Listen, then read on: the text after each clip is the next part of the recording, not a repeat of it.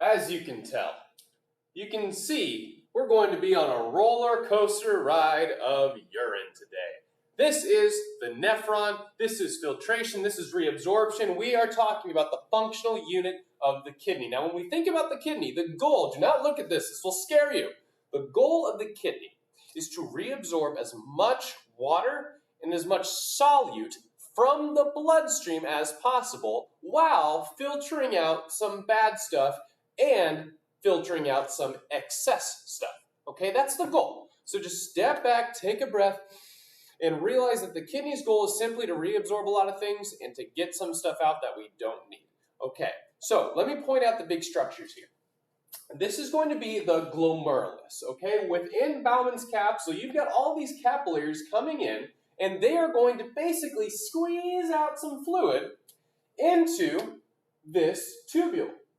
Okay, so now as soon as we get into that tubule, this is considered filtrate. Okay, so this is the stuff that we are going to start filtering out. It's called the filtrate.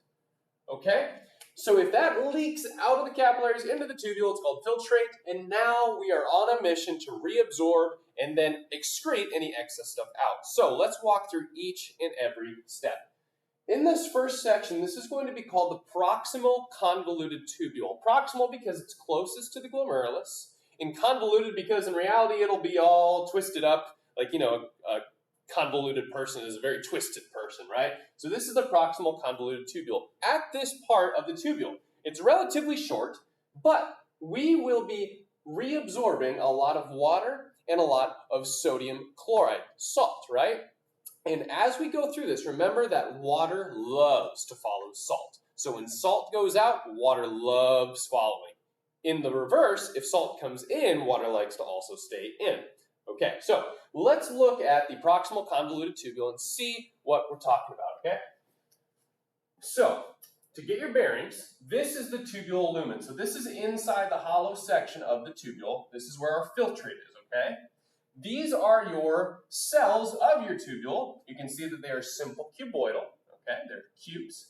And then anything that passes back out and into the blood is being reabsorbed. So when I say reabsorbed, we mean we're putting things back into the bloodstream. So I said that a lot of water and sodium chloride, as well as a lot of other solutes, will also be reabsorbed at this point. Well, how does that happen? They have to have some sort of gradient, or they have to have some sort of pump in order to move back into the bloodstream. So there's several that I want to point out here. In the tubule lumen, we will have a lot of sodium, glucose, water, a lot of stuff, right? And we want to reabsorb it. So there's a couple symports and antiports that I want to point out. This first one we'll talk about on the right side is the sodium glucose symport. We're going to connect that with diabetes here in a second. A symport brings two things in at the same time down their concentration gradient. So if there's a lot of sodium in here and there's glucose tagging along, they will get pushed into the cell of the tubule, right? So since glucose and sodium pop into the cell, what we can also do is put uniports for glucose on this side, and glucose will basically diffuse down its concentration gradient back into the bloodstream. So a lot of glucose, usually all of the glucose, is actually reabsorbed through this process, through this symport, through this uniport, which will eventually go back in the bloodstream. In the same way, we use a lot of the time sodium and other solutes to actually use symports to get them back into the blood, but I'm not going to worry about that for this class. Okay, so a lot of solutes are back into the bloodstream. Now, think about this. For the connection with diabetes, the only way we can get glucose back into the bloodstream is through this sodium glucose symport. So think about this. In diabetics, they have a lot of blood glucose, right? So a lot of blood glucose is going to be filtered into the filtrate. So in the lumen, there's going to be a lot of glucose in people who have diabetes. So in diabetes, you have a lot of glucose. Well, we want to reabsorb that glucose. However, the proximal convoluted tubule is not very long. It's not very long, and it is the only place that has these sodium glucose symporters. So although these guys are going to be working overtime to try to get this glucose back into the bloodstream, eventually, it's going to run out of space and it's going to go in the descending loop of Henle. And the rest of this time, glucose cannot get reabsorbed. So, since we already have so much glucose in this lumen, we're trying to get it back, but we can't get enough. Therefore, glucose in diabetics will stay in the tubule basically the rest of the time. So there will be high amounts of glucose all the way through the tubule and eventually get peed out. This is also why people who just get diabetes symptoms usually pee a lot, because glucose is also a solute. Water likes to follow solute. So since there's a lot of solute of glucose, a lot of water stays in the tubule, therefore a lot of water and glucose turns into urine. You pee a lot, okay? So that is your diabetic connection. Since we can't get all of the glucose back reabsorbed due to the lack of sodium glucose symports and just running out of room, therefore you pee out a lot of water and glucose if you have diabetes. Okay, there's that connection. Next one, let's talk over here. So here you see an antiport. You see the tubule lumen, sodium is flowing into the cell, hydrogen ions are flowing back into the lumen. How do the hydrogen ions get there? Well, let's reverse back. Bicarbonate ion and hydrogen ion was from carbonic acid, was from water and carbon dioxide. So this cell is going to be producing a lot of carbon dioxide and water just from normal cell respiration, right? And the enzyme, so this little arrow means that the enzyme carbonic anhydrase is going to be working a lot over time to basically convert this water and carbon dioxide into this carbonic acid and then turn it into hydrogen ions and bicarbonate. Now, at this point, like I just said, the hydrogen ions that are accumulating in the cell will diffuse down into the lumen and sodium will get pulled in. Now, this is important, remember, because all of these symports, a lot of the times, use sodium to be symported out of this side to get reabsorbed. I said that was solute, so they need sodium. So by bringing sodium in, that's really important because then we can pump sodium out to get this part really, really chock full of solutes. So if we do that, chock full of solutes, water is also going to be reabsorbed as well. Okay, so let's step back. If carbonic anhydrase is not functioning, well then we don't have carbonic acid, therefore we don't have hydrogen ions or bicarbonate ions. So now we don't have this antiport. So now sodium stays in the lumen and it will accumulate in the lumen. So there will be a lot of sodium in the lumen, in the tubules, because it can't get into the cell. Now, yes, it can come through this glucose symport, but since it can't come through this one, sodium will continue to accumulate inside the lumen. What did I say at the beginning? Water likes to follow salt, specifically sodium, and there will also be some chloride ions that will stay in here too. And since we have this accumulation in the lumen, water is also going to stay in the lumen. If water stays in this lumen with the salt, guess what? You're going to pee out more because you're going to have more fluid that's staying inside the tubule, therefore it's going to get peed out more, all right? So that is one way that we can create a diuretic, which means you're going to pee a lot. The way we do that is we have carbonic anhydrase inhibitors. So carbonic anhydrase inhibitors will decrease hydrogen ions, which will therefore decrease the hydrogen ion sodium antiport, which will then keep sodium in tubule, which means more fluid peed out because water will stay in that area or urinated out. All right, so there's a lot of steps in there to understand how that is working, but it's simply because one antiporter is not working properly. So let's move on from the proximal convoluted tubule, shall we? So once again, at this point, 65% of water, solutes, and sodium chloride is reabsorbed, thankfully, when everything is working well. All right, now we enter the descending loop of Henle. Okay, during the descending loop of Henle, this is what you need to remember. As we go down deeper into the kidney, the osmolarity is getting very, very, very high. In other words, it's getting very, very, very saturated with solutes like salt and other solutes, okay? So remember, where does water want to go?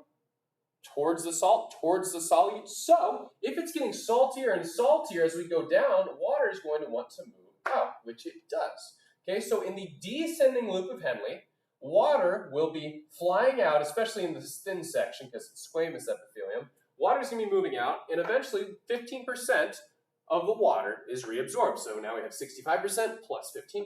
We've already reabsorbed 80% of water at this point. That's awesome. At the same time, since we're losing water, we're making this filtrate more concentrated, right? Because now we lost water, there's more solute in there, so now reabsorbed water, very concentrated filtrate. As we move up, we are pumping sodium chloride out. By pumping sodium, and then chlorine kind of follows it, we reabsorb 25% of sodium, and notice our osmolarity. It goes down because we're losing solute. Okay, so we're losing solute, therefore our osmolarity goes down. There's less solute in it. Okay, so now we've already reabsorbed 80% of water, and we have reabsorbed 90% of sodium chloride. That's awesome, okay? But we've still got some room to play with this, okay? So once we get to the distal convoluted tubule, DCT, and the collecting duct, a remainder of 19% of water and 9% of sodium chloride will be reabsorbed. And then the last 1% that doesn't get reabsorbed will be in urine. So these are common values we can play with to either pee more out or to reabsorb things. And let me discuss this. Okay, so in the distal convoluted tubule, this is where a hormone called aldosterone is very active. But before we talk about that, let's talk about what's actually happening to get more sodium and water reabsorbed. So this is going to be in the tubule right here. These are your tubule cells, and then this is where it's getting reabsorbed into the bloodstream. Now, if we look here, we see that there are transports, two of them. There's a sodium and a chlorine transporter here. So this will be maybe a sodium-potassium pump, maybe there'll be a chlorine transporter, as well as a sodium-hydrogen antiporter. We've heard of that before, right? So if these are working properly, what will happen is sodium and chlorine will increase inside of the cell. They'll be brought in. And sodium will also increase, and hydrogen ions will be pulled out in exchange for that sodium. So now we've got a lot of sodium in the cell. And then furthermore, we will use pumps, as you see, like the sodium-potassium pump, to pump even more sodium and pull more chloride into that area. And if we're pumping more solute into this area, you may assume what's going to happen. Water will also follow. So water will also be reabsorbed just like all of these other solutes. So the goal of these transporters is to basically pump solutes out of the tubule that came from the lumen into these cells, out into the interstitial fluid to get reabsorbed, okay? A lot of steps there as well. Now, where does aldosterone fit in? Well, aldosterone is triggered to be released when you have low blood volume. When you have low blood volume, you also have low blood pressure. What you want to do during those times, because they are so low, is you want to reabsorb fluid to get your blood volume back up, right? So what does aldosterone do? Well, it will come and bind to these membranes, and it will increase synthesis of the solute transport proteins. So if we increase the solute transport proteins like sodium-potassium pump, the chlorine and potassium symporters, those types of things, then we can get more solute out into the space, therefore we can get more water out into the space, therefore we can absorb more fluid and solutes. Okay, and that was the goal, to basically reabsorb more stuff. So that's how aldosterone works in the distal convoluted tubule, okay? Now, we finally get to the collecting duct. Now, this is the last-ditch effort. Last-ditch effort to reabsorb anything else that we can before it turns into urine. Okay, so what's happening here? Once again, we see symports and pumps so that sodium and chlorine can get out into the interstitium to be reabsorbed. That's what we see in this NaCl popping out of the tubule cells. At the same time, we need water to get out, right? So we need water to follow it. I haven't mentioned this the entire time because this is really where it makes the biggest difference. Water needs a protein channel. 99% of the time, I will say. Water needs a protein channel a lot of the time. What is that protein channel? Aquaporins. Aquaporins, I'm so excited, I'm dropping my markers. Aqua meaning water, porin meaning hole, so it's literally a water hole. Okay, so when there are aquaporins, what will water do? It'll follow the salt, right? So sodium and chlorine are getting into the interstitium, they're being reabsorbed, and water is following it. All right, well, what if we didn't have these aquaporins? What if they were gone? Uh-oh. If these aquaporins are gone, well, now there is no way for that water to get in. It is blocked. So what will happen? Well, water is going to accumulate massively in this collecting duct, and what will you do? You will pee out a lot of urine because you're keeping the water in the tubule, right? In the collecting duct, right there. Okay, so water will accumulate in there. Now, antidiuretic hormone, the prevention of peeing, works like this. It will come in, ADH, it's a hormone, again, released by the posterior pituitary gland in response to, again, low blood volume. So just like aldosterone, we want to reabsorb as much fluid as possible. How do we do that? Well, we let water in, right? So what will happen is there will be these little vesicles inside of this cell that will contain a lot of aquaporins. Okay?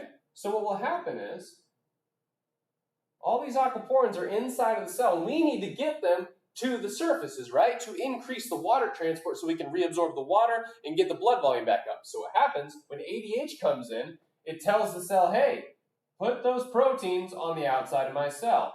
Get those aquaporins going so I can reabsorb water, and that's exactly what it does. So ADH will have these guys fuse the membrane, allowing more water to follow the salt, therefore to be reabsorbed, therefore to get your blood volume back up.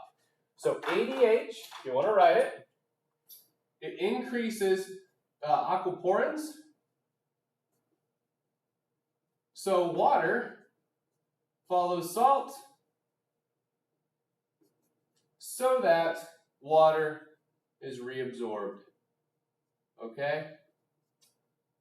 And again, both aldosterone and ADH are in response to low blood pressure or low blood volumes. Okay?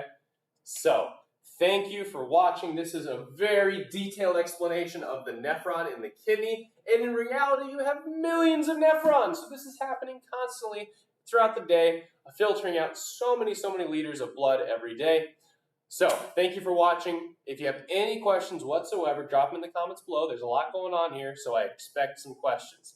Thank you again for watching, and have a great day.